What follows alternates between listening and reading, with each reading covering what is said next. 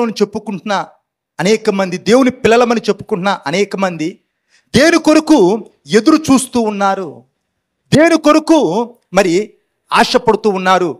ఒక వ్యక్తి అంటాడు, మరి రోగము లేనివాడు, అప్పు లేనివాడు, పగలేనివాడు ఐశ్వర్యం.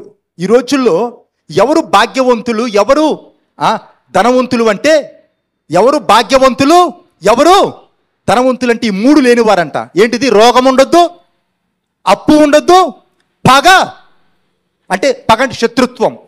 ఈ మూడు లేనివారు వాళ్ళు భాగ్యవంతులు, వారు ధనవంతులు, వాళ్ళ ఐశ్వర్యవంతులు, వాళ్ళ అదృష్టవంతులు అని చెప్పొచ్చు.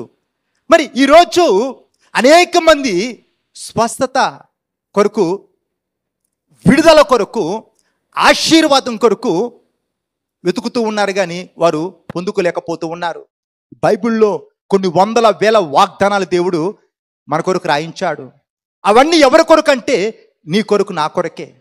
ఆ వాగ్దానాలు ఏ విధముగా మనము స్వతంత్రించుకోవాలా అనేది మనము గుర్తుపట్టాలా. ఆయన పొందిన గాయాల్లో మనకు స్వస్థత ఉన్నది. స్వస్థపరచు యెహోవాను నేనే అన్నాడు. భూలోకంలో మీరు దేన్ని బంధిస్తారో అది పరలోకంలో బంధించబడుతుంది, భూలోకంలో దేన్ని విడుదల చేస్తారో అది పరలోకంలో విడుదల చేయబడుతున్నాడు. శత్రు బలవంతుడి పైన నేను మీకు అధికారము ఇచ్చాను అన్నాడు. ఏది మీకు ఎంత మాత్రం హాని చేయదు అన్నాడు.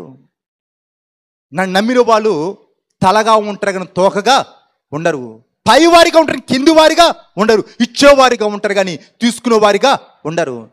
సింహపు పిల్లలు ఆకలితో అలమటిస్తే కానీ ఆ నమ్మిన వారికి ఏ మేలు కొదువై ఉండదు. మరి ఇన్ని వాగ్దానాలు మనం కలిగి ఉన్నప్పటికీ ఎందుకు అనారోగ్యముతో, ఎందుకు ఆ యొక్క భయంకరమైన ఆ యొక్క శాపము, భయంకరమైన పేదరికము, ఆ భయంకరమైన దరిద్రము, ఎందుకు వారు దీవించబట్లేదు, ఎందుకు ఆశీర్వదించబట్లేదు? కారణం ఏంటి? ప్రతి సమస్యకి దేవుడు ఖచ్చితంగా ఒక పరిష్కారం అనేది అనుగ్రహిస్తాడు. ప్రతి సమస్యకు ఒక పరిష్కారం అనుగ్రహిస్తాడు. కొరింథీ పత్రికలో ఉంటుంది, సహింప కలిగిన దానికంటే ఆయన ఎక్కువ మిమ్మల్ని శోధింపబడనివ్వడు. ఇంకొకటి, ఆ శోధన తప్పించుకునే మార్గంను కూడా ఆల్రెడీ సిద్ధపరిచి ఉంచుతాడు. మరి ఇంట్లో ఒక్కొక్క దానికి ఒక్కొక్క తాళం వేస్తాం. గేటుకు ఒక తాళం వేస్తాం, మెయిన్ డోర్కి ఒక తాళం వేస్తాం, ఆ బ్యూరోకి ఒక తాళం, లాకర్కి ఒక తాళం. ఒక్కొక్క తాళముతో ఒక్కొక్క డోరు ఓపెన్ అవుతుంది. ఒకే తాళంతో అన్ని డోర్లు ఓపెన్ కావు. ఒక్క తాళంతోనే అన్ని డోర్లు ఓపెన్ కావు. ఒక్కొక్క తాళముతో ఒక్కొక్క కీతో ఒక్కొక్క ద్వారము తెరవబడుతూ ఉంది. సాధారణంగా బ్యాంకులో కూడా లాకర్ అని ఇస్తారు. మరి దానికి 2 కీలు ఉంటాయి. మన దగ్గర ఒక కీ ఉంటుంది, ఆ బ్యాంకు వాళ్ళ దగ్గర ఒక కీ ఉంటుంది. ఆ లాకర్ ఓపెన్ అవ్వాలంటే ఆ 2 కీలు పెడితేనే ఓపెన్ అవుతుంది, కానీ ఒక కీ తోటి ఓపెన్ కాదు. అదే విధముగా మరి ఈ యొక్క స్వస్థత, విడుదల, ఆశీర్వాదము పొందుకోవాలంటే మనం ఈ 5 విషయాలు ఈరోజు మనము ధ్యానిద్దాం. మొదటిది ఏంటంటే ప్రార్థన. ఉదాహరణకి చేతులకు దుమ్మంటింది, దులుపుకుంటే పోతుంది. అదే బురద అంటింది, దులిపితే పోదు, నీళ్ళతో కడిగితేనే పోతుంది. అదే పెయింట్ అంటింది, నీళ్ళతో కడిగితే పోదు, దేంతో కడగాల? టర్పెంట్ ఆయిలో లేకపోతే సబ్బో, కిరసనాలు పెట్టి కడిగితే పెయింట్ పోతుంది. ఒక్కొక్క దానికి ఒక్కొక్క మార్గం. దుమ్ము అంటితే దులపాల, బురద అంటితే కడగాల, పెయింట్ అంటితే టర్పెంట్ ఆయిల్ వాడాలా. మరి టర్పెంట్ ఆయిల్ పెయింట్ అంటినప్పుడు నేను దులిపితే పోవట్లేదంటే పోదు, నీళ్ళతో కడిగితే పోవట్లేదు పోదు. ఎందుకు? దానికి సంబంధించిన వాడుతున్నది పోతూ ఉంది. అదేవిధంగా మరి ఒక్కొక్క మరి సమస్యకి ఒక్కొక్క దాని ద్వారా పరిష్కారము దొరుకుతూ ఉంది. దేవుడు మనకిచ్చిన, ప్రతి క్రైస్తవునికి ఇచ్చిన మొదటి కీ, ప్రతి వ్యక్తికి దేవుడు ఇచ్చిన మొదటి కీ ఏంటంటే ప్రార్థన. ప్రార్థన యేసయ్య విజయ రహస్యానికి మూల కారణం ఏంటంటే ప్రార్థన. బైబిల్ ఆయన రాత్రంతా అరణ్యములో ప్రార్థిస్తూ ఉన్నాడు, పగలంతా దేవాలయంలో బోధిస్తూ ఉన్నాడు. ఆయన ప్రార్థన చేయటానికి మరి పెందల కాడనే లేచి చాలా చీకటి ఉండగానే అరణ్యములోనికి వెళ్ళి అక్కడ ప్రార్థిస్తూ ఉన్నాడు. ప్రార్థన ప్రతి పరిస్థితిని మారుస్తూ ఉంది. ప్రార్థన పరలోకాన్ని కదిలిస్తూ ఉంది. ప్రార్థన దేవుని యొక్క శక్తిని భూమి మీదకి తీసుకొస్తూ ఉంది. అందుకే యేసయ్య అంటున్నాడు, మీరు శోధనలోనికి ప్రవేశించుకున్నట్లుగా ఏం కలిగి ప్రార్థించమన్నాడు? మెలకువ కలిగి ప్రార్థించండి. మరి శ్రమయందు ఓర్పు గలవారై ఉండి ప్రార్థన ఏం కలిగి ఉండాలంట? పట్టుదల కలిగి ఉండే. ప్రార్థన ఒక ఎన్నెముక లాంటిది క్రైస్తవునికి. ప్రార్థన అది ఒక ఊపిరి లాంటిది. బ్రతకటానికి ఊపిరి ఎంత అవసరమో దేవునితో సంబంధం సహవాసం కలిగి జీవించడానికి ప్రార్థన అనేది చాలా ప్రాముఖ్యమైనది. ఊపిరి లేని వ్యక్తి చచ్చిన శవంతో సమానము. ప్రార్థన లేని క్రైస్తవుడు చచ్చిన వ్యక్తితో సమానం. బతకాలంటే ఊపిరి అవసరము. దేవునితో సంబంధము సహవాసం కలిగి ఉండాలంటే ప్రార్థన ప్రతి ఒక్కరికి అంత అవసరం. ఏ విషయంలో నిర్లక్ష్యము చేసినా ప్రార్థనలో నిర్లక్ష్యము చేయొద్దు. ఆ ప్రార్థన ఏ విధంగా చేయాలంటే ఏలియా గురించి రాయబడింది. నేను రెఫరెన్స్లు చెప్తే టైం అవుతుంది కాబట్టి ఆ యొక్క స్క్రీన్ మీద చూపిస్తారు. మరి ఆ యొక్క యాకోబు 5:17 ఉంటుంది, ఏలియా మన వంటి స్వభావం కలిగిన వ్యక్తి. కానీ ఎట్లా ప్రార్థించాలంట? కడుపులో చల్ల కదలకుండా, ఒంటి మీద ఇంకా ఎట్లా అంటే ఇంకా కొంతమంది కష్టం లేకుండా అంత ఈజీ కావాలా. ఈయన ఎట్లా ప్రార్థించాలంటే ఆసక్తితో. ప్రార్థనలో ఇప్పుడు కడుపు నొప్పి వచ్చినప్పుడు వచ్చే ఏడుపు వేరు, కడుపు నిండినప్పుడు వచ్చే మాటలు వేరు, కడుపు నొప్పిగా ఉన్నప్పుడు వచ్చే ఆ మాటలు వేరు. ఈ ఏలియా ఎట్లా ప్రార్థించాలంటే ఆసక్తితో. ఏలియా ఎవరు? అదేదో ఆకాశం చూడుపడ్డ వ్యక్తి కాదు. నీలాంటి నాలాంటి సర్వసాధారణమైన ఎంతమంది. ఏలియా మన వంటి. నీకు దేని చూసి భయపడతావు, ఆయన కూడా అదే భయపడ్డాడు. దేని చూసి నువ్వు కృంగిపోతావు, ఆయన కూడా అదే విధంగా కృంగిపడ్డాడు. ఆయన భయపడ్డాడు, ఆయన కృంగిపోయాడు, ఆయన పారిపోయాడు. మనలాంటి మనిషి. కానీ అక్కడ ఎట్లా ఆసక్తితో ప్రార్థించినప్పుడు అసాధ్యమైన ప్రార్థన అంటే ఎట్లా ఉండాలంటే, యాకోబు ఏం చేశాడు? దేవుని పట్టుకున్నాడు. అట్లా పట్టు విడవని విక్రమార్కుల్లాగా. ఏమన్నాడు? నువ్వు నన్ను దీవిస్తే తప్ప నేను నిన్ను విడిచిపెట్టను. ఇంకా చావారేవా, జవాబు నీవు నన్ను తీసుకో. యాకోబు ఏ విధంగా అయితే దేవుని పట్టుకొని పెనుగులాడాడో మనము ఆ రీతిగా దేవుని సన్నిధిలో ప్రార్థించాలా. పేతురుని తీసుకెళ్లి చెరసాల్లో బంధించినప్పుడు సంఘం తిని నిద్రపోలేదు. అమ్మయ్య, ఆయన ఉన్న కానించి ఆ ప్రేయర్ అంటాడు, ఈ ప్రేయర్ ప్రార్థన అంటాడు, ఉపవాస ప్రార్థన అంటాడు, ప్రత్యేక ప్రార్థన అంటాడు. మాకు పోయిందిరా నాయన, మాకు ప్రశాంతత దొరికింది. పేతురుని తీసుకెళ్లి చెరసాల్లో పెడితే మా ప్రాణం తినకుండా మాకు నెమ్మది ఏమనుకోలేదు. పేతురు చెరసాల్లో ఉన్నాడు, సంఖ్యల చేత బంధించబడి ఉన్నాడు, ఖైదీల మధ్యలో సైనికుల మధ్యలో ఉన్నాడు. కానీ సంఘం ఆయన కొరకు ఎట్లా ప్రార్థించాలంటే చెప్పాలా, అత్యాసక్తితో. ఏలియా దేశాన్ని దేవుని వైపు తిరిగాడు, దేవుని యొక్క శక్తిని భూమి మీదకి దింపాడు. ఏముంది ఆయనలో? అత్యాసక్తి. మరి పేతురు చెరసాల్లో ఉంటే సంఘం ఆయన కొరకు ఎట్లా ప్రార్థించింది? అత్యాసక్తితో. ఏమైంది? సంఖ్యలు తెగిపోయినవి, ద్వారములు తెరవబడ్డాయి. దేవదూత వచ్చి పేతురుని బయటికి తీసుకొచ్చాడు. ఈ పేతురు ఏమనుకున్నాడు అంటే ఇదంతా దర్శనం అనుకుంటున్నాడు. కళలు ఇదంతా కళ, ఇదంతా దర్శనం. కళ దర్శనం మెలుకుతో ఉన్నోడు కాదు. కళ ఎవడికి వస్తుందంటే నిద్రపోతున్న వాళ్ళకి వస్తుంది. ఈ పేతురు కళలో ఉన్నాను అనుకుంటున్నాడు, కానీ అదంతా నిజమని తను గుర్తుపట్టలేదు. అంటే ఎంత ధైర్యంగా పేతురు ఉన్నాడంటే, నాకు చింత లేదు, ఉంటే ఆయన సాక్షిగా ఉంటా, పోతే ఆయన దగ్గరికి వెళ్తా, ఉంటే ఇక్కడ ఆయన సాక్షిగా ఉంటాను, చంపితే ఆయన దగ్గరికి వెళ్తాను, దేని చింత అని. భయముతో ఉన్నవాడు నిద్ర పట్టదు, బాధలో ఉన్నవాడు నిద్రపోడు. ఎవరు నిద్రపోతాడంటే ప్రశాంతంగా ఉన్నవాడే. పేతురు ఎక్కడ చెరసాల్లో నిద్రపోతా ఉన్నాడు.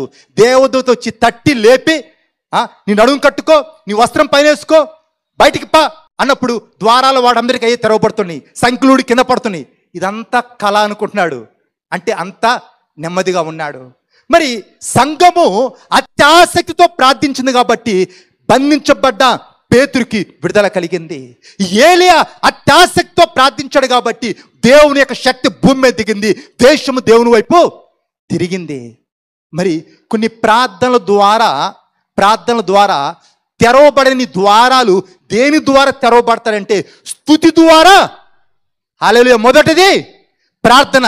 ప్రతి క్రైస్తవుడు మొట్టమొదటిగా అది సంతోషమైన దుఃఖమైన, అది ఏ పరిస్థితి అయినా చేయవలసినది ఏంటిదంటే ప్రార్థన. ప్రార్థన ఊపిరిగా ఉండాలా. ప్రార్థన ద్వారా తెరవబడని ద్వారాలు దేని ద్వారా తెరవబడతాయి అంటే స్తుతి ద్వారా. ప్రార్థన పరిస్థితిని మారిస్తే స్తుతి ఏం చేస్తుంది? నీ స్థితిని మార్చేస్తూ ఉంది. పౌలు శీలని బంధించి చెరసాల్లో పెట్టారు. తెల్లారితే తలకొట్టి చంపుతారు. మరి వారి దేహం అంతా రక్తసిక్తం అయిపోయింది. దుమ్మిగా వాళ్ళ మీద పడి కొట్టారు. ఎన్ని ఎముకలు ఇరికినాయో తెలియదు, ఎంత రక్తం పోయిందో తెలియదు, ఆ దేహంలో ఎంత బాధ ఉందో తెలీదు. అంత నొప్పిలో, అంత బాధలో ఏంది పౌలన్న, ఏంది శీల, ఈ పరిస్థితి ఏంది, మనకెందుకు ఈ కష్టం వచ్చింది? ఒకవేళ మన కాలంలో ఉన్న అయ్యగారులు అయితే ఏమైనా, వాళ్ళు పెద్ద పెద్ద అయ్యగారులు, వీళ్ళకి అసలు పోరాటమే తెలియదు, వీళ్ళ బతుకులో దేవుడే లేదు, వీళ్ళకి దూకుడు ఎక్కువ, అందుకే ఇలా సరిగా అయింది. అసలు ఏమైనా పని చేసే ముందు వెనక ముందు ఆలోచించాలి కదా. దేవుని దగ్గర విన్నారా? దేవుని దగ్గర వింటే ఈ గతి ఎందుకు పట్టేది? దేవుడు ఉంటే ఈ చెరసాలకు ఎందుకు వచ్చేవాళ్ళు? దేవుడు ఉంటే ఈ సంఖ్యలు ఎందుకు ఉండేవి? మన అయ్యగారులు అయితే ఎంత దుమ్మెత్తిపోస్తుండేనో. ఈ పౌలు శీలలు దేవుని హత్తుకున్న వ్యక్తులు, దేవుని ఆత్మచేత నడిపించబడుతున్న వ్యక్తులు. కానీ వాళ్ళకి ఒక సమస్య వచ్చింది, ఒక పరిస్థితి వచ్చింది. చావు పక్కన వచ్చి నిలబడింది. తెల్లారితే తెలకొట్టి చంపుతారు. ఆ శ్రమలో, ఆ పరిస్థితిలో వాళ్ళు ప్రార్థన చేసి పనుకోలేదు. చదవండి ఏం చేశారు. అయితే మధ్యరాత్రి వేళ పౌలును శీలయు దేవునికి ప్రార్థించుచు కీర్తనలు పాడుచుండి. ప్రార్థించిన తర్వాత ఏం చేస్తున్నారు? కీర్తనలు పాడుతూ ఉన్నారు. ప్రార్థన ద్వారా తెరవబడని ద్వారము దేని ద్వారా తెరవబడుతుంది? స్తుతి ద్వారా. కీర్తనలో ఉంటుంది, స్తుతి యాగము చేయువాడు నన్ను మహిమపరుచున్నాడు, అతడు దేవుని రక్షణ చూచినట్లుగా మార్గమును సారాళము చేసుకునిచున్నాడు.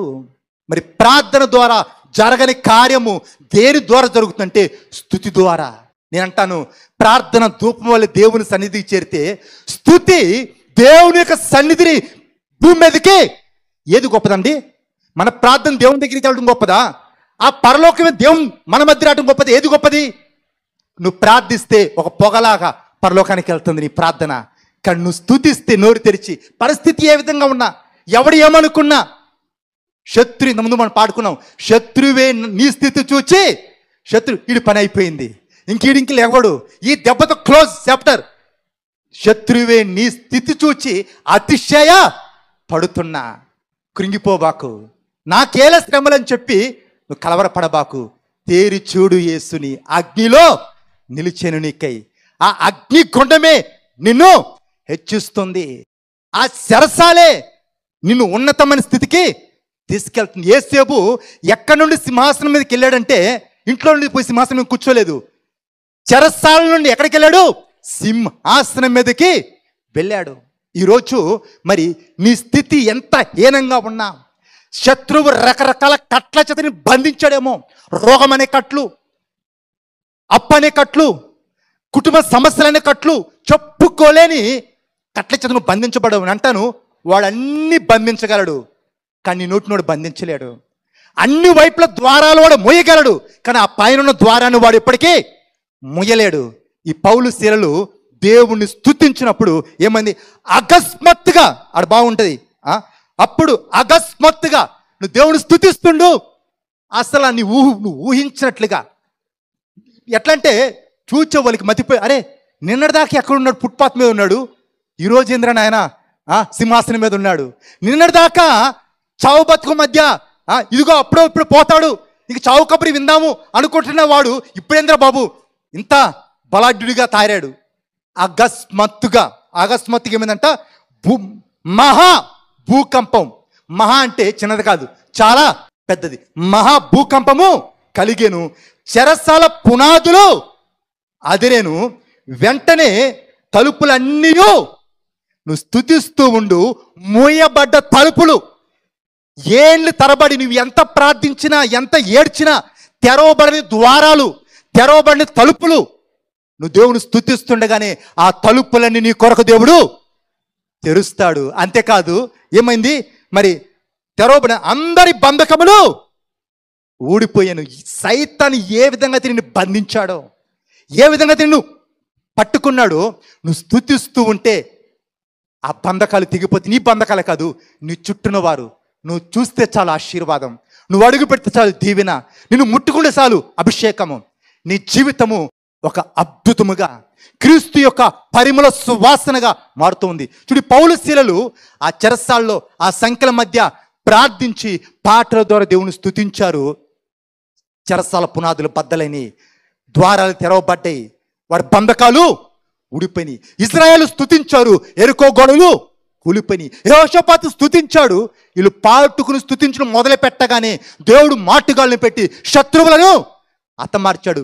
ప్రార్థన చేయలేని కార్యం ఏం చేస్తుంది చెప్పాలా? స్తుతి చేస్తుంది. కొన్నిసార్లు స్తుతి ద్వారా కూడా జరగని కార్యాలు, ప్రార్థన ద్వారా జరిగిన కార్యం స్తుతి. స్తుతి ద్వారా తెరవబడిన ద్వారాలు, స్తుతి ద్వారా జరగని కార్యాలు దేని ద్వారా జరుగుతాయి అంటే విశ్వాసము ద్వారా. హల్లెలూయా. దేని ద్వారా? విశ్వాసము. నీతివంతుడు దేని మూలాన్ని జీవిస్తాడంటే విశ్వాస మూలమున. మరి విశ్వాసము లేకుండా దేవునికి ఇష్టులై ఉండటము. హబక్కూకు 2:4. అయితే నీతిమంతుడు విశ్వాస మూలంగా బ్రతుకును. నీతివంతుడు బ్రతకటానికి ఆధారం ఏంటంటే విశ్వాసం. విశ్వాసం లేకపోతే బ్రతుకులేదు. హెబ్రీ రాసిన పత్రిక 12:6. విశ్వాసం లేకుండా దేవునికి ఇష్టుడైనట అసాధ్యం. అసాధ్యం అంటే ఏంటిది చెప్పండి? అసాధ్యం అంటే నీకు ప్రార్థన ఉన్నా, స్తుతి ఉన్నా, నీలో విశ్వాసం లేకపోతే దేవుడి కార్యం చేయటము అర్థమవుతుంది. నేను చెప్పేది అందరికీ ఉన్నారా? ప్రార్థన ఉంది, స్తుతి ఉంది, కానీ విశ్వాసం ఒకటి మర్చిపోయాం. ఇంటి దగ్గర బీరువులు పెట్టొచ్చాం, కార్యము జరగదు. ప్రార్థన ద్వారా జరగని కార్యము స్తుతి ద్వారా జరుగుతుంది. స్తుతి ద్వారా జరగని కార్యము విశ్వాసము ద్వారా జరుగుతుంది. నీతివంతుడు విశ్వాస మూలమును బ్రతుకుతాడు. విశ్వాసము లేకుండా దేవునికి ఇష్టులై ఉండటము అసాధ్యము. 12 సంవత్సరముల నుంచి భయంకరమైన వ్యాధితో బాధపడుతుంది. ఎంతోమంది వైద్యుల దగ్గరికి వెళ్ళింది, ఎన్నో తిప్పలు పడింది, ఉన్నదంతా పోగొట్టుకుంది, కానీ తనకున్న రోగము బాక్కాలేదు. ఆ వ్యక్తి విన్నది యేసయ్య గురించి, ఆయన దగ్గరికి వెళితే బాగుపడతాడని నమ్మింది. మరి ఆయన దగ్గరికి వెళ్ళటానికి నడిచి ఓపిక లేదు, తీసుకెళ్ళే మనుషులు లేరు, పోయి చెప్పుకునే స్వేచ్ఛ లేదు. మరి ఆ సమస్య అది ఆ రోజుల్లో అంటరానితనముగా ఉండేది. మరి తన యొక్క రక్తం అంతా పోయి బలహీనమైన స్థితిలో ఉందేమో, నిలబడలేని స్థితిలో ఉందేమో, నడవలేని స్థితిలో ఉందేమో.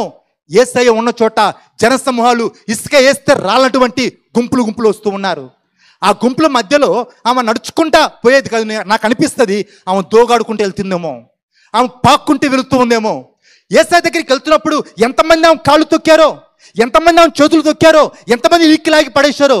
ఎన్ని అవరోధాలు వచ్చినా, ఎన్ని అడ్లొచ్చినా అవి ఏవి లెక్క చేయకుండా ఆ రక్తస్రావం గల స్త్రీ ఏం చేసిందంటే మరి విశ్వాసముతో యేసయ్య దగ్గరికి వెళ్ళి యేసయ్య నాకు ఈ సమస్యను చెప్పలేదు. ఏం చేసిందంటే ఆ యొక్క వస్త్రపు చెంగు ముట్టింది. ఎప్పుడైతే యేసయ్య వస్త్రాన్ని ముట్టిందో వెంటనే స్వస్థత కలిగింది. యేసయ్య ఆశ్చర్యపడుతూ ఉన్నాడు, నన్ను ఎవరో ముట్టుకున్నారు, నాలోంచి ప్రవాహం బయటికి వెళ్ళిపోయిందంటే శిష్యులకు మతిపోయింది. ఏంది ప్రభా, నీ చుట్టూ ఇన్ని వేల మంది ఉన్నారు, ఇంతమంది నీ మీద పడుతున్నారు, ఎవరో నన్ను ముట్టుకున్నారు, ఎవరో నన్ను తాకారని చెప్పి అడుగుతూ ఉన్నావు, నీకు ఎండదెబ్బ ఇంత మతిపోయింది అన్నట్టుగా మాట్లాడుతూ ఉన్నారు. కానీ యేసయ్య అన్నాడు, అందరూ ముట్టుకుంది వేరు, ఏం ముట్టుకుంది వేరు. చాలామంది మందిరానికి వస్తారు, చాలామంది వాక్యం వింటారు, ఎట్లా వచ్చారు అట్లా పోతారు. వాళ్ళ బ్రతుకులో రాకడా పోకడే తప్ప ఏ మార్పు. మేము సీనియర్లమండి, మేము పుట్టక్రైస్తవులమండి, ఈ చర్చి ఆరంభం నుంచి వస్తున్న వాళ్ళమండి. గొర్రెకి బెత్తడి తోకంట. ఇప్పుడు ఈ మధ్య కొత్త గొర్రెలు వచ్చినాయండి, దాని తోకలు చాలా పొడుగున్నాయి. కానీ మన తెలంగాణ ఆంధ్రాలో గొర్రెలు వాటి తోక ఎంత అంటే బెత్తడేనంట. ఎంత అడవి తిరిగినా, ఎంత గడ్డి మేసినా దాని తోక మాత్రం పెరగదు. వీళ్ళు ఎంత వాక్యం విన్నా, ఎన్ని సంవత్సరాలు నుంచి మందిరానికి వస్తున్న వాళ్ళ బతుకు మాత్రం మారదు. ఎందుకు? అనుమానం. దేవుడిని నమ్మరు, మనుషులు నమ్మరు. ప్రతిదానికి నిజమేనంటావా, ఈయన చెప్పే మాటలను వాస్తవాలేనా, ఇది సత్యమేనా, దేవుడి నమ్మిది ఇది చేస్తాడా, దేవుడి నమ్మిది ఇట్లా జరుగుతుందా. వస్తారు కానీ బాతు మీద ఎన్ని నీళ్ళు పోసినా ఒక్క చుక్క లోపడిపోదు, రాయి మీద ఎన్ని నీళ్ళు పోసినా లోపల మాత్రం దిగవు. మరి ఈ రీతిగా ఈ చెవుని విని ఆ చెవు నీళ్ళు పెడతా ఉంటారు. నీలో నమ్మకం లేకపోతే, నీలో విశ్వాసం లేకపోతే దేవుని కార్యం నువ్వు చూడలేవు. ఈ యొక్క స్త్రీ ఏం చేసిందంటే ఆయన వస్త్రపు చెంగు ముట్టింది. యేసయ్య అంటున్నాడు, నన్ను ఎవరో ముట్టుకున్నారు. శిశువులు అంటున్నారు, ఇంతమంది నీ మీద పడుతుంటే ఏంది ప్రభు ఈ మాట అంటున్నారు. అందరూ ముట్టుకుంది వేరు, ఏం ముట్టుకుంది వేరు. అప్పుడు ఏం గురించి ఏం మాట్లాడు చూడండి, లూకా సువార్త 8:24 వచ్చినము. అందుకు ఆయన కుమారి నీ విశ్వాసము నిన్ను స్వస్థపరిచి. నీ విశ్వాసము నిన్ను, ఎవరి విశ్వాసము? పాస్టర్ విశ్వాసమా? అమ్మ నాన్న విశ్వాసమా? ఎవరి విశ్వాసము? నీ విశ్వాసము. ఈరోజు నీ జీవితంలో ఒక అద్భుతమును చూడాలంటే నీలో ఉండవలసిందంటే విశ్వాసం. నా దేవుడు సజీవుడు, నా దేవుడు నా కొరకు ఏమైనా చేయగలడు, నా దేవుడు శాస్త్రాల్ని మార్చగలడు, నా దేవుడు నా కొరకు చరిత్రను సృజించగలడు. మొండిగా పిల్లలు చిన్నపిల్లల్ని పైకి ఎగరేసినప్పుడు వాళ్ళు భయపడతారా, నవ్వుతారా? చిన్నపిల్లలు గాల్లో అట్లా పైకి ఎగరేస్తే, ఓ డాడీ నేను చచ్చిపోతాను ఏడుస్తాడా? పైకి ఎగరేసినప్పుడు ఇంకా పైకి ఎగరే డాడీ, ఇంకా ఎత్తుకి ఎగరే. ఎందుకు? వాడికి నమ్మకం ఏమని, మా నాన్న నన్ను పట్టుకుంటాడు, కింద పడనివ్వడు, నాకు దెబ్బ తగలదు కదా. ఆ తండ్రి చేపట్టుకొని రోడ్డు దాడుతూ ఉన్నప్పుడు కుక్క వచ్చినా బెర్ర వచ్చినా భయపడతాడా? కదా. ఒకరోజు ఒక చిన్నపిల్లడు ఒక యూట్యూబ్లో చూశాను, అవతలేం కుక్క ఉంది, యువతలేమో వీడు ఉన్నాడు, మధ్యలో గేట్ ఉంది, ఆ కుక్క బావుబావుని ఎగపడుతుంది, ఈడేమో డాన్స్ చేస్తూ ఉన్నాడు. ఎందుకు? మధ్యలో ఏముంది? గేట్ ఉంది కాబట్టి వాడికి అర్థమైంది, అది నన్ను పట్టుకోవాలంటే మధ్య గేట్ దాటి రావాలా, గేట్ దాటలేదు. మరి నీలో విశ్వాసం ఉంటే నీ చుట్టూ ఎలాంటి సమస్యలున్నా, ఎలాంటి పరిస్థితులున్నా, చావు నీ పక్కనున్నా నీ మొక్కలు చిరునవ్వు ఉంటుంది, నీ బ్రతుకులు ధైర్యం ఉంటుంది. ఎందుకు? నా దేవుడు నా కొరకు ఏమైనా నా జీవము క్రీస్తులో దాచబడి ఉంది. ఆయన సెలవు లేకున్న తలలో ఎంటిక రాదు. నా తల ఎంటిక రాలంటే దేవుడు సెలవు ఇవ్వాలి. నేను దేనికి చింతించను.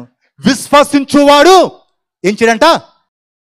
మందిరానికి వస్తారు, వాక్యం వింటారు, మళ్ళీ ఏడుస్తారు. అన్నా మా అప్పులన్నా, అన్నా మా రోగాలన్నా, అన్నా మా సమస్యలన్నా. నీ సమస్య ఎంత పెద్ద దేవుని చెప్పహో భక్తుడు అంటాడు, దేవుడు ఎంత గొప్పవాడు. నీ సమస్యకి నా డాక్టర్లు నాకు క్యాన్సర్ వచ్చింది అంటున్నారు, డాక్టర్లు నా కిడ్నీలు పనిచేయట్లే అంటున్నారు, డాక్టర్లు అదే. డాక్టర్ ఏం చెప్పాడో నువ్వు చెప్పబాకు, దేవుడు ఏం చెప్పాడో అది చెప్పు, అది నువ్వు మాట్లాడు. విశ్వసించువాడు కలవరా. నువ్వు నమ్మితే నెమ్మదిగా ఉండు, పరిస్థితుల వైపు చూడబాకు, దేని బట్టి కృంగిపోబాకు, దేవుని బట్టి ధైర్యం తెచ్చుకో. దావీదు యొక్క విజయానికి రహస్యం ఏంటంటే విశ్వాసము. గొల్యాతు ఎక్కడ, దావీదు ఎక్కడ?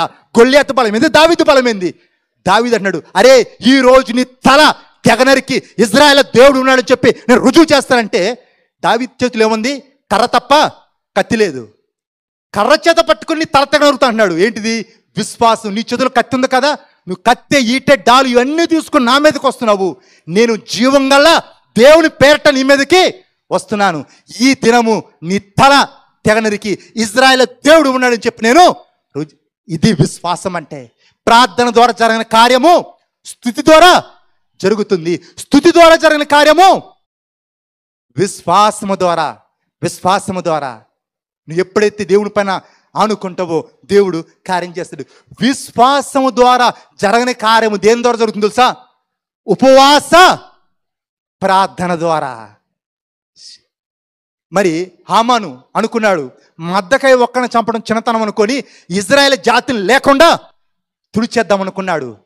అందరికి ఒక డేట్ పెట్టాడు. మరి శ్రమ, మరణము సమీపంగా ఉంది. మొద్దకై చెప్తున్నాడు ఎస్తేరుతోటి, ఇందుకొరికి దేవుడు నిన్ను ఈరోజు రాణిగా ఉంచాడేమో, నువ్వు వెళ్ళి నీ ప్రజల పక్షాన మాట్లాడు అంటే అమంటది, రాజు పిలవకుండా వెళితే చంపేస్తారు, అది విరుద్ధం అన్నప్పుడు ఆ మద్దకం మాట్లాడాడు, ఈ సమయంలో నువ్వు మౌనంగా ఉంటే యూదులకు రక్షణ మరొక వైపు వస్తుంది, కానీ నువ్వు మాత్రము తప్పించుకోవు అన్నప్పుడు ఎస్తేరు ఏం చేసింది చూడండి. ఎస్తేరు గ్రంథం 4:16 నీవు పోయి షూషనునందు కనబడిన యూదులనందరినీ సమాజ మందిరం నాకు సమకూర్చి నా నిమిత్తము ఉపవాసం ఉండి 3 దినములు అన్నపానములు చేయకుండుడి. నేనును నా పనికత్తెలను కూడా ఉపవాసముందుము. ప్రవేశించుట న్యాయ వ్యతిరిక్తంగా నున్నను నేను రాజునొద్దకు ప్రవేశించుదును, నేను నశించినా నశించదను. చూడండి మరి ఏమంటుంది, తన జాతంతటికి మరణము సమీపంగా ఉంది. ఆమె ఏమంటుంది, నా కొరకు ప్రార్థించినట్టుందా, స్తుతించినట్టుందా, విశ్వాసంతో ఉండండి దేవుడు చూసుకుంటారని చెప్పిందా? ఏం చేసింది? ఉపవాసము. నా కొరకు ఉపవాసం ఉండి ప్రార్థించండి. నేను సచ్చినా చచ్చిపోతాను, నా ప్రజల కొరకు నేను సచ్చినా. ఆ మధ్య వరదలు వచ్చినాయి, ఆ వరదల్లో వంతెన మీద ఒక కుటుంబం చిక్కుంది. మరి ఆ యొక్క ఆర్మీ వాళ్ళు చేతులు ఎత్తేసారు. హెలికాప్టర్ నుంచి వచ్చి వాళ్ళని రక్షిద్దామని చెప్పి ప్రయత్నం చేశారు, వీలు కాలేదు. అందరు చేతులు ఎత్తేసినప్పుడు ఒక వ్యక్తి జేసీపీ తీసుకొని నేను వెళ్ళి వాళ్ళని తీసుకొస్తానంటే ఆ గవర్నమెంట్ వాళ్ళు అక్కడ ఉన్న వాళ్ళు అన్నారు, అరే నాయన పెద్ద వాళ్ళకి వీలు కాలేదు, నువ్వు పోతే కొట్టుకొని పోతావు, వద్దురా అంటే ఆయన ఒక మాట అన్నాడు, పోతే ఒక్కన పోతా, తెస్తే 9 మందిని తెస్తా అని చెప్పి ఆ జేసీపీ తీసుకొని ఆ వరదలో ఉన్న వాళ్ళ దగ్గర పోయి వారిని బయట తీసుకొని వచ్చిన తర్వాత తెల్లారు మొత్తం ఎవరి స్టేటస్లో చూసినా ఆయన న్యూసే, హీరో అయిపోయాడు. జీరోకున్న వ్యక్తి హీరో అయిపోయాడు. ఎట్లా? తెగించాడు. మరి ప్రార్థన ద్వారా జరిగిన కార్యము స్తుతి ద్వారా, స్తుతి ద్వారా జరిగిన కార్యము విశ్వాసం ద్వారా, విశ్వాసం ద్వారా జరిగిన కార్యము దేని ద్వారా? ఉపవాసం. కొంతమంది అమ్మా ఒక పూట ఉపవాసం ఉంటే మాకు బీపీలు, షుగర్లు, థైరాయిడ్లు లేని మాయరోగాలను మా దగ్గర ఉండి మా వల్ల కాదు. అవ కావాలి, బో కావాలి, ఒకటి కావాలంటే ఇంకోటి వదులుకోవాలా. మంట లేకుండా వంట చేయలేము. తేనె తీసుకోవాలంటే ఈగలు లేపాలా, ఈగలు లేపాలంటే కింద పొగ పెట్టాలా. పొగ పెడితేనే ఈగలు లెగుస్తాయి, కానీ పొగ పెట్టకుండా వాటితో మాట్లాడితే అవి వినవు. మరి ఉపవాస ప్రార్థనతో ఏమొద్దంటే అసాధ్యమైన కార్యాలు ఎస్తేరు ప్రార్థించింది. శాసనాలు మారిపోయినవి, కొత్త చరిత్రను ఎస్తేరు సృజించింది. ఉపవాస ప్రార్థనకి ఎంత బలం అంటే యేసు శిష్యుల దగ్గరికి దయ్యం పట్టిన పిల్లలను తీసుకొచ్చారు. శిశువులు ఎంత ప్రార్థించిన దయ్యం వెళ్ళిపోలేదు. యేసు ప్రభు రాగానే దయ్యం కేకలేసి వెళ్ళిపోయింది. శిశువులు యేసు ప్రభుని అడిగారు, ప్రభా మరి మేము ఇంత ప్రార్థించినా ఆ దయ్యం వెళ్ళిపోలేదు, మాలో ఏ లోపం ఉంది, కారణం ఏంటన్నప్పుడు చూడండి మార్కు సువార్త 9వ అధ్యాయము 29వ వచనము.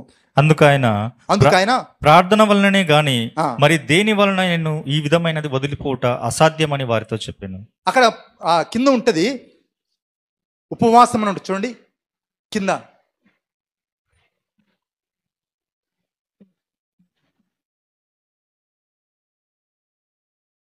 ఫుట్నోట్లో ఉంటుంది కింద.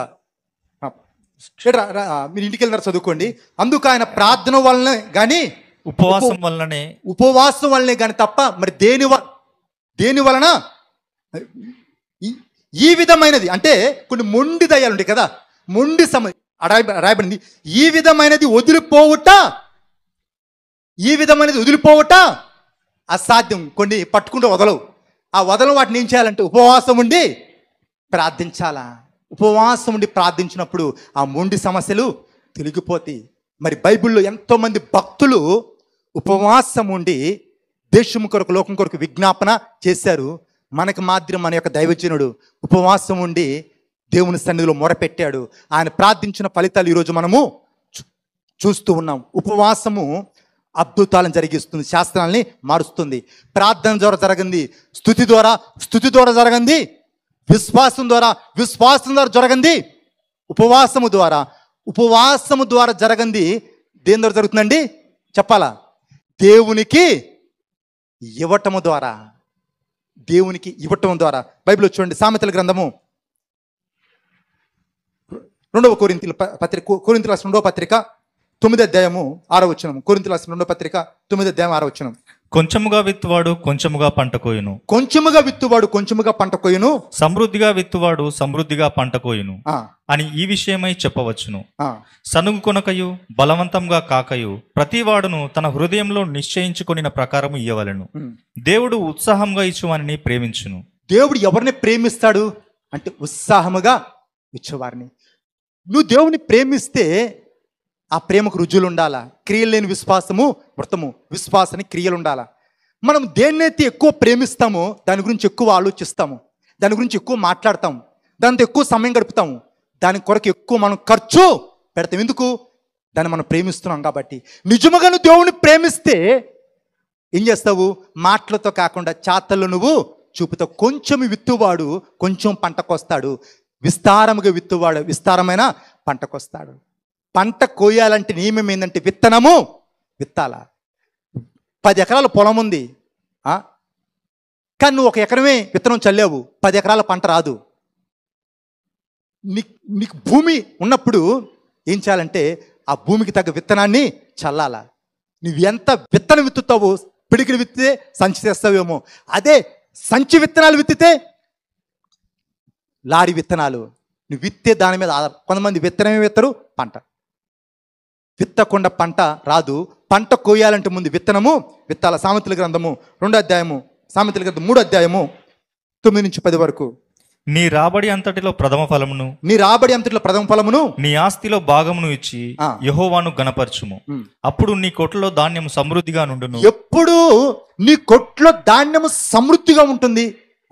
ఎప్పుడు అంటే నీ రాబడి అంతట్లో ప్రథమ ఫలమును, నీ ఆస్తిలో భాగమునిచ్చి యెహోవాను నన్ను గణపరచు వారిని ఏమన్నాడు? నేను గణపరుస్తాను. మాటలతో కాకుండా నీ రాబడి దేవునికి ఇచ్చే దాంతో నువ్వు దేవుణ్ణి గణపరచినప్పుడు ధాన్యం సమృద్ధిగా ఉంటుంది. అప్పుడు ఇక్కడ రాయబడింది అసాధ్యమన్నది, ఇక్కడేమో అప్పుడు. ఎప్పుడు అంటే అప్పుడు నీ కొట్లో ధాన్యం సమృద్ధిగా ఉండును, నీ గానుగుల్లో నుండి కొత్త ద్రాక్షరసం పైకి పొరలి పారును. ఇప్పుడు డ్రమ్ములో నీళ్లు తీస్తే అయిపోతాయి, కానీ బావిలో నీళ్ళు తీస్తే అయిపోవు. నువ్వు దేవునికి ఇచ్చినప్పుడు దేవుని కొరకేం చేస్తాడంటే నూతన వనరుల్ని కొరకు సృజిస్తాడు, నూతన కార్యాలని జీవితంలో జరిగిస్తాడు.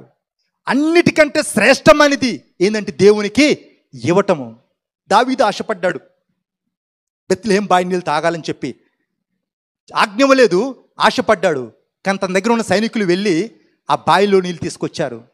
ఆ బావి చుట్టూ శత్రువులు చుట్టుముట్టున్నారు, శత్రు సమూహం ఉంది. ఒక వ్యక్తి తాడు పట్టుకున్నాడేమో, ఇంకో వ్యక్తి బావిలో దిగాడేమో, మరొక వ్యక్తి యుద్ధం చేస్తూ ఉన్నాడేమో. ఆ నీళ్లు తీసుకొచ్చి దావీదుకి ఇస్తే దావీదు తాగలేదు. ఏమన్నాడు?